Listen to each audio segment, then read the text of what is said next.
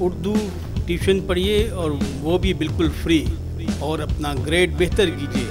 پنجاب کے تمام اسکولوں اور کالجوں میں پڑھائی جانے والی لازمی اردو 5ویں کلاس سے لے کر 12ویں کلاس تک پنجاب بورڈز کی منظور شدہ کتابوں کے مطابق۔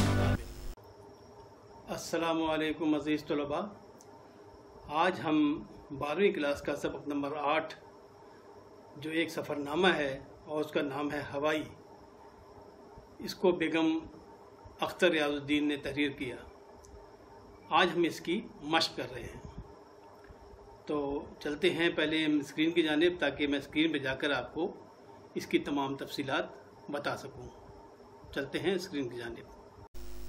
تو جناب ہم اسکرین پہ آ گئے ہیں اور آج ہم 12ویں کلاس کے سبق نمبر 8 کی ہم مشق کر رہے ہیں، اور اس کا نام ہے ہوائی۔ اس سبق کا نام ہے ہوائی۔ ہوائی دراصل ایک سفر نامہ ہے جو بیگم اختر ریاض الدین نے تحریر فرمایا۔ تو شروع کرتے ہیں۔ سوال نمبر 1، مندرجہ ذیل جملوں کی وضاحت کیجیے۔ الف، نیچے بحر الکاہل ہوتا ہے اور اوپر خدا، کہیں زمین کا ذرا سا ٹکڑا بھی ڈھارس کے لیے دکھائی نہیں دیتا۔ اس کا جواب ہے کہ ٹوکیو یعنی جاپان کا جو شہر ہے ٹوکیو سے ہونولولو ہوائی ایک اسٹیٹ ہے امریکہ کی، یہ اس کا دارالخلافہ ہے ہونولولو۔ تو ٹوکیو جاپان سے ہونولولو فضائی سفر زیادہ تر بحر الکاہل پر ہے۔ اس جملے میں یہی کہا گیا ہے کہ اس مسلسل آسمان اور پانی کے درمیان سفر سے بہت خوف محسوس ہوتا ہے، یعنی کہیں نیچے زمین کا کوئی ٹکڑا نہیں ہوتا، لہٰذا ڈر یہ رہتا ہے کہ بھائی اللہ نہ کرے کچھ ہو جائے تو اوپر اللہ میاں ہے اور نیچے زمین تو ہے ہی نہیں، پانی ہے خالی، تو خوف محسوس ہوتا ہے۔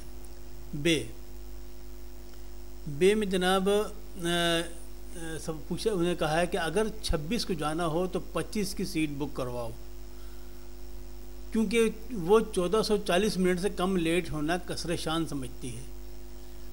تو اس کا جواب کیا ہے کہ اس فقرے کا مطلب ہے کہ چونکہ فلائٹ 24 گھنٹے لیٹ ہوتی ہے، اس لیے اگر 26 کو جانا ہو تو 25 کی سیٹ بک کروانی چاہیے۔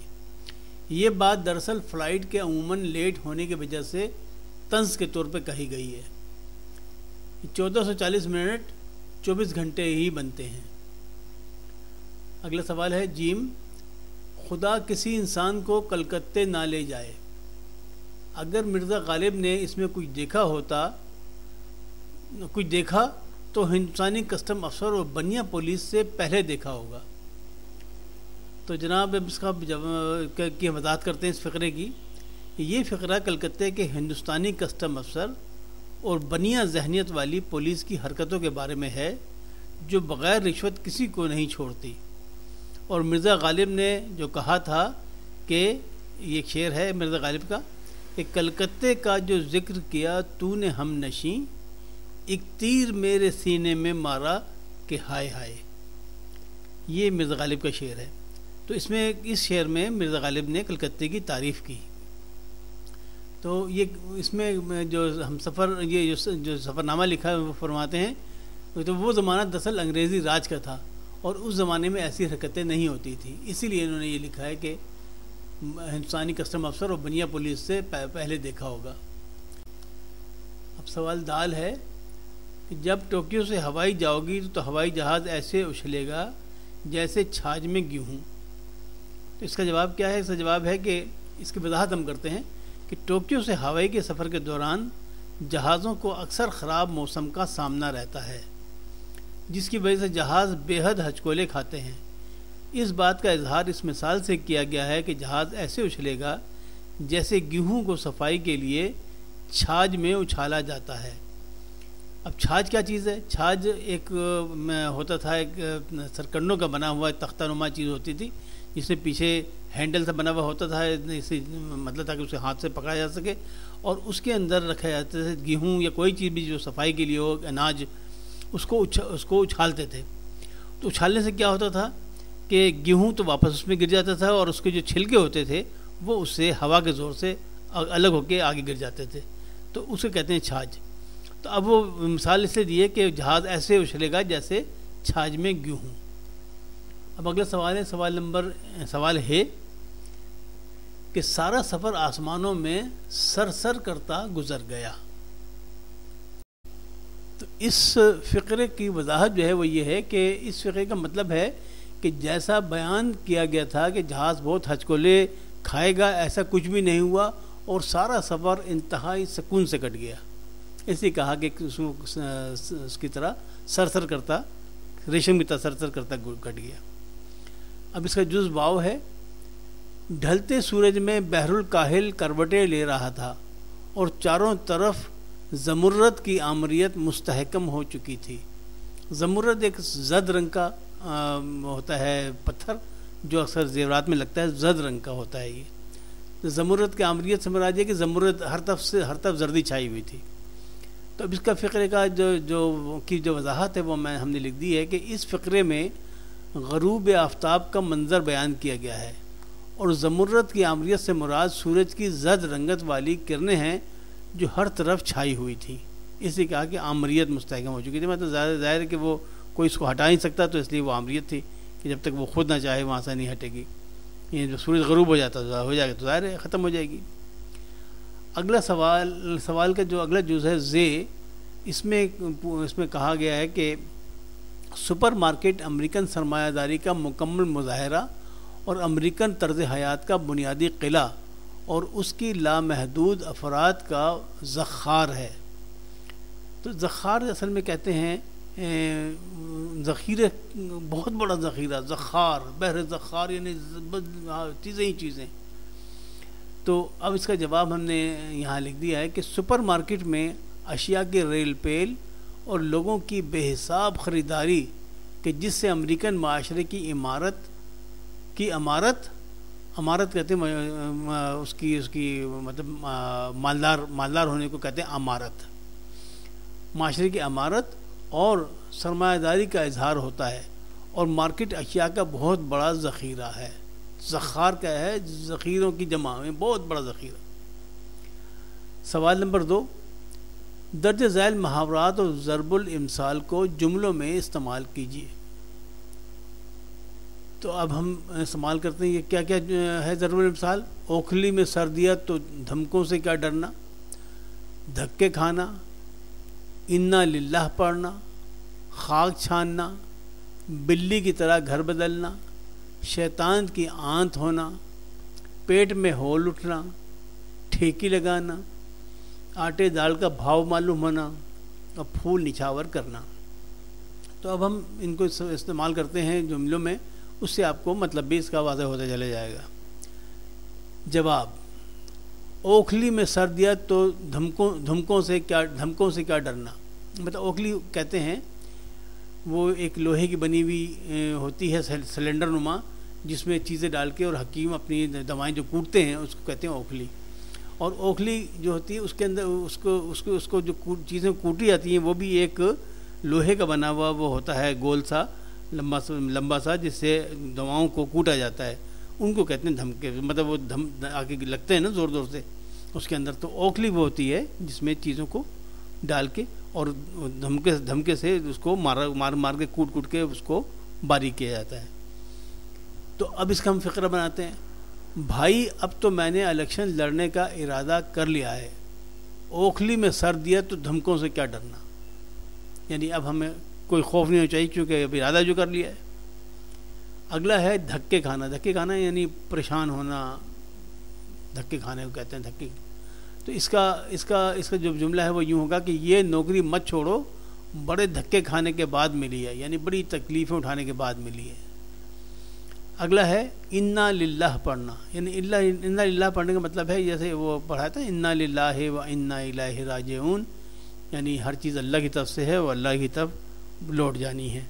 مطلب اگر کوئی چیز گم ہو جائے تو پھر اس کے لیے انا للہ پڑھا جاتا ہے، تاکہ وہ چیز، اگر یہ بھی کہا جاتا ہے کہ آپ جب یہ پڑھیں گے تو آپ کی کھوئی ہوئی چیز مل جائے گی. اور جب کسی کا انتقال ہو جائے تب بھی پڑھا جاتا ہے انا للہ و انا الیہ راجعون، کہ بھئی اللہ کی چیز تھی اور اللہ نے واپس لے لی. تو اس کا جو ہم نے فقرہ بنایا وہ یوں ہے: میرا موبائل گم ہوئے پورا 1 ماہ ہو گیا ہے، اب تو میں نے انا للہ پڑھ لیا، یعنی میں نے انا للہ پڑھ لی کہ اب ملنے کے نہیں، لہٰذا کھو گیا ہے تو دل کو صبر دینے کے لیے، تاکہ دل کو صبر آ جائے، انا للہ پڑھ لیے۔ اگلا ہے خاک چھاننا۔ خاک چھاننا کا جو ہے وہ کا مطلب ہوتا ہے کہ جگہ جگہ گھومنا، تلاش میں گھومنا، اسے کہتے ہیں خاک چھاننا۔ تو اب اس کا فقرہ ہم نے بنایا کہ در در کی خاک چھاننے سے بہتر ہے کہ اپنے وطن میں ہی پڑے رہو۔ اگلا جو وہ ہے ضرب المثل محاورات، وہ ہے بلی کی طرح گھر بدلنا۔ اب یہ بلی جو ہے، بلی کی عادت ہوتی ہے وہ گھر بدلتی ہے، بدل لیتی ہے، اس کا کبھی کہیں سے چلی گئی، وہاں پہ مانوس ہو جاتی ہے، مارنے لگتی ہے، پھر کسی اور جگہ چلی گئی، وہاں مانوس، تو مطلب بلی جو ہے وہ زیادہ ٹک کے کہیں نہیں رہتی۔ تو اب اس کا ہم فقرہ بناتے ہیں کہ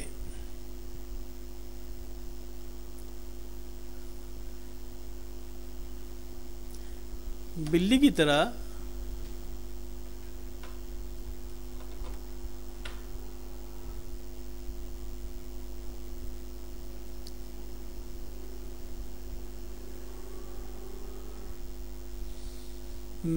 بلی کی طرح گھر بدلنا۔ تو اس کا فقرہ بناتے ہیں، میاں کہیں ٹک کے بیٹھو گے یا بلی کی طرح گھر بدلتے رہو گے۔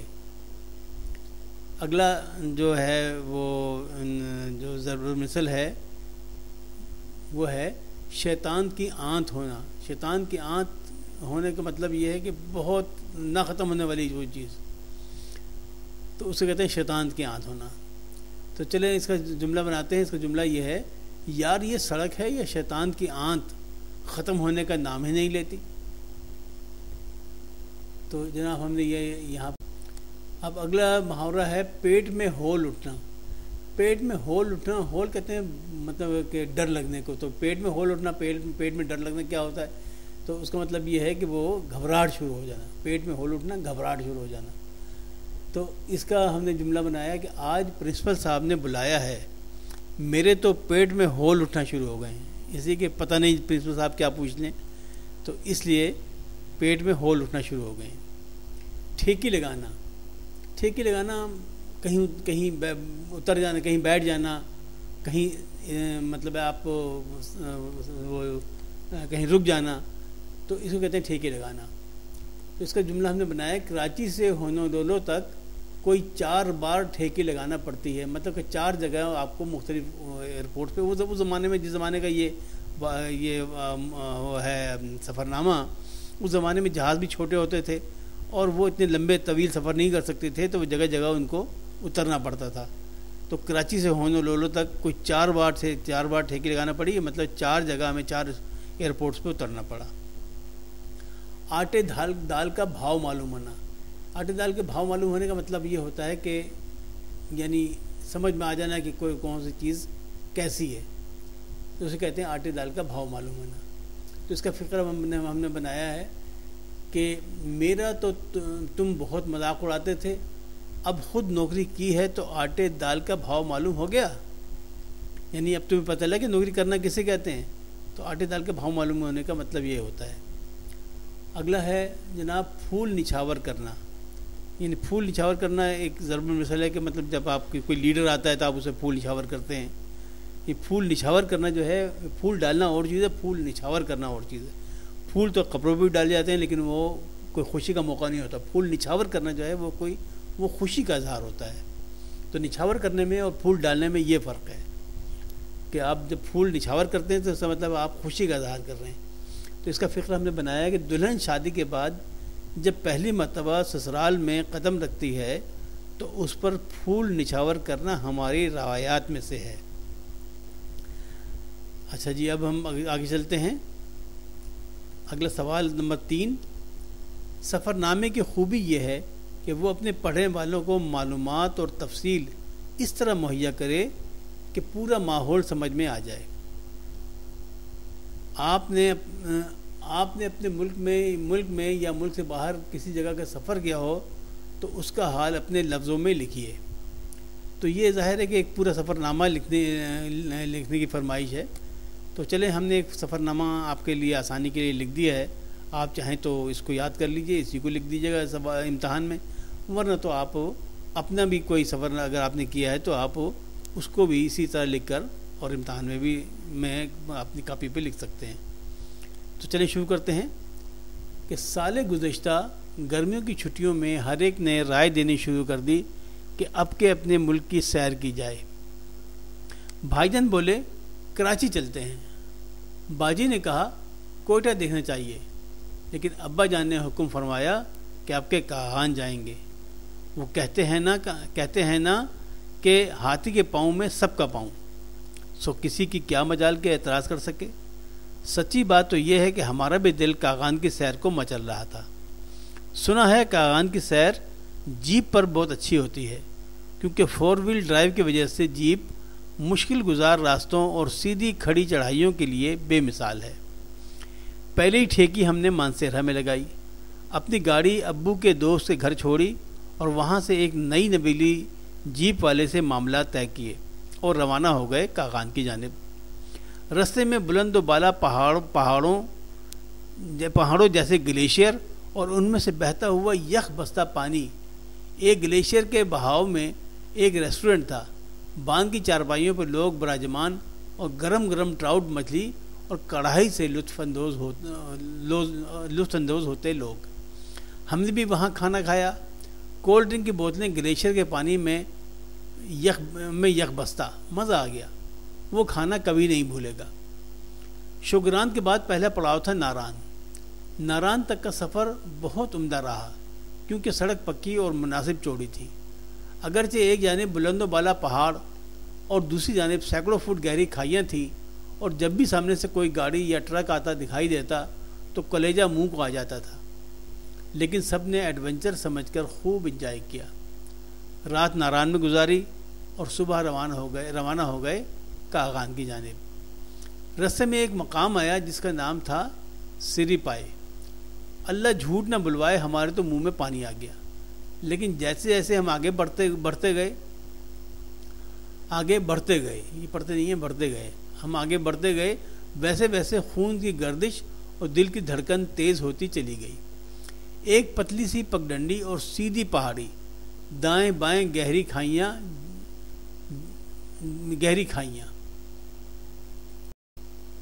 جتنے کلمے اور آیتیں یاد تھیں سبھی پڑھ ڈالی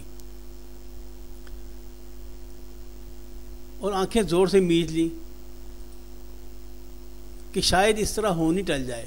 خدا خدا کر کے چوٹی پر پہنچے. داد دینی چاہیے جیپ کے ڈرائیور کو, جو اس مہارت سے جیپ ان پتلی پتلی پگڈنڈیوں اور چڑھائیوں پر چلا رہا تھا جیسے وہ راولپنڈی تا لاہور موٹر وے پر چلا جا رہا ہو. سری پائے کا مطلب ہمیں اب سمجھ میں آیا کہ جیسے کہہ رہے ہوں کہ میاں جاتے ہوئے اپنے سری پائے ساتھ لے جانا مت بھولنا. خیر یہ تو ایک جملہ تھا مزاحیہ. جب سب کو سنایا تو سب نے خوب لطف اٹھایا. اب ہم چلے لالا زار کی جانب. یہ بھی ایک پہاڑ کی چوٹی ہے. اوپر پہنچ کر یوں لگا جیسے ہم بادلوں سے بھی اوپر نکل گئے ہیں. ذرا دیر میں ایک بادل آیا اور ہمیں بھگو کر چلا گیا. چوٹی کے چاروں جانب کھائیاں اور دور تک پہاڑوں کی چوٹیاں کہ سر اٹھائے اور سینہ تانے کھڑی تھی, جیسے پکار رہی ہوں کہ ہے کوئی جو ہمیں فتح کرے. ایک جھونپڑے پر مشتمل ریسٹورنٹ کہ جہاں مزیدار گرم گرم پکوڑے دستیاب تھے, اور ایک بورڈ جھونپڑے کی پیشانی پر آویزاں جس پر لکھا تھا انٹر کانٹیننٹل. سچ پوچھو تو اس بلندی پر اگر چائے اور پکوڑے مل جائیں تو وہ یقیناً 5 اسٹار ہوٹل کی آسائش سے کسی طرح کم نہیں.